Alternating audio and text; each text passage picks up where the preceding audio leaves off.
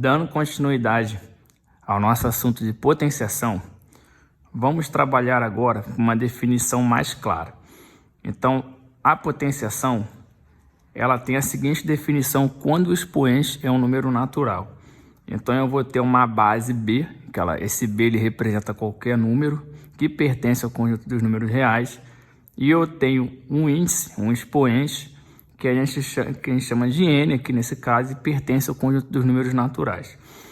Por definição, a gente tem que a base elevada a zero é igual a 1, quando a base é diferente de zero, e a gente tem que a base, quando é elevado a N, é igual a base elevada a N menos 1, vezes a base novamente, para todo N, então esse símbolo aqui significa para todo N, onde N maior ou igual a 1. Então, para vocês entenderem melhor, a gente pode começar pela própria definição, para vocês entenderem como funciona o processo de potenciação. Então, eu tenho que B elevado a zero é igual a 1. Quanto é que seria B elevado a 1? Então, usando aqui a definição, a gente vai ter que B elevado a 1 é igual a B elevado a 1 menos 1 vezes B. Isso daí vai ser igual a B, 1 menos 1 é 0, vezes B. B elevado a zero, a gente viu que é 1, né, do exemplo anterior. Então, 1 vezes B é igual a B. Tá? E aqui, continuando, se a gente fizer B ao quadrado, a gente pode usar a definição novamente. Então, vai ser B elevado a 2 menos 1 vezes B. A gente tem que 2 menos 1 é 1, então ficaria B elevado a 1 vezes B, né? E aqui a gente já poderia usar uma propriedade que eu explorei em um post anterior, quando a gente tem a mesma base, a gente repete soma de expoentes. Uma coisa importante é que quando não tem o expoente escrito aqui, é porque automaticamente ele é o número 1. Tá? A gente não precisa escrever.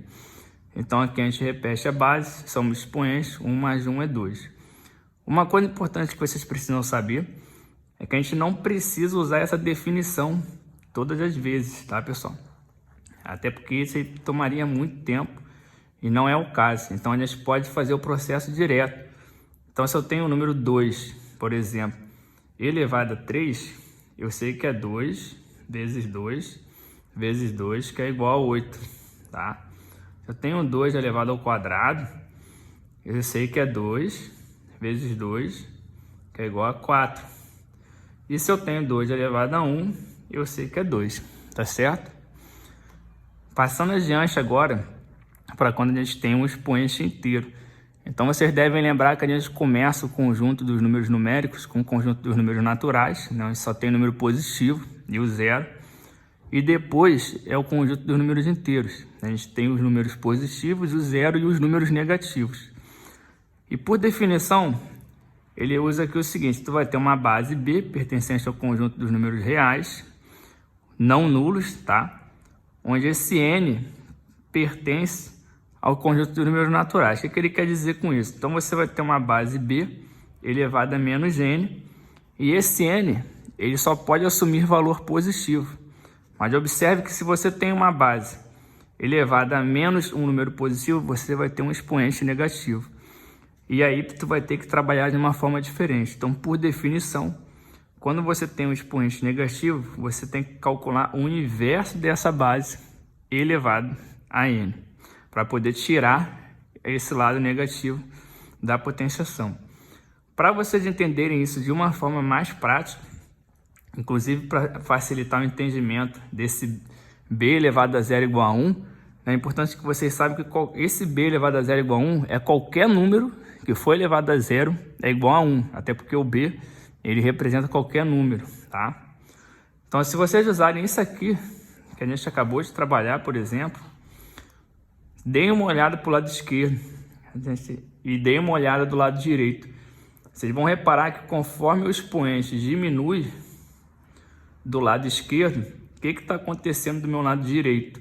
Eu estou dividindo por 2. Então, aqui eu tenho um expoente 3 e aqui eu tenho 2 multiplicado 3 vezes. Quando meu expoente é 2, daqui para baixo eu divido por 2, né? E aqui, ó, o expoente é 2, eu vou ter um 2 a menos.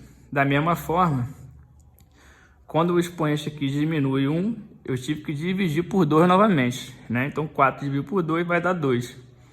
E assim sucessivamente. Observe que quando eu tiver o expoente abaixo do 1, 2 elevado a 0, eu vou dividir o 2 por 2 novamente e vai dar 1. Ó, olha aqui, ó, como já facilita o nosso entendimento. E depois a gente pode continuar nesse processo. Então, se eu diminuir mais uma unidade, é que eu vou ter um expoente negativo, eu vou ter 2 elevado a menos 1. Aí eu vou fazer o que aqui do lado direito? Vou dividir por 2 novamente. Então, vai ser 1 dividido por 2. Vejam se isso aqui não é o que a gente acabou de falar na nossa definição. Tá? É importante que vocês entendam isso. Passando agora para as propriedades, a gente já trabalhou com a primeira propriedade, né? Quando a gente tem uma multiplicação onde a base é igual e os expoentes são diferentes, a gente pode repetir a base, somar os expoentes. Outra propriedade é a da divisão, né? Então a gente está dividindo 2 números, você tem a mesma base com expoentes diferentes, você também pode repetir a base. Só que aí você vai subtrair os expoentes. Então você vai ficar b elevado a m menos n. A potenciação ela também é distributiva, tá? Então você tem aqui um número qualquer que a gente chama de b1 vezes um número qualquer que a gente chama de b2 elevado a m. Então isso aqui a gente tem uma multiplicação elevada a m e aqui a distributiva funciona também. Tá? Então a gente tem b1 elevado a m vezes b2 elevado a m. Tá? Lembram da distributiva da multiplicação? É a mesma forma que na potenciação. Tá?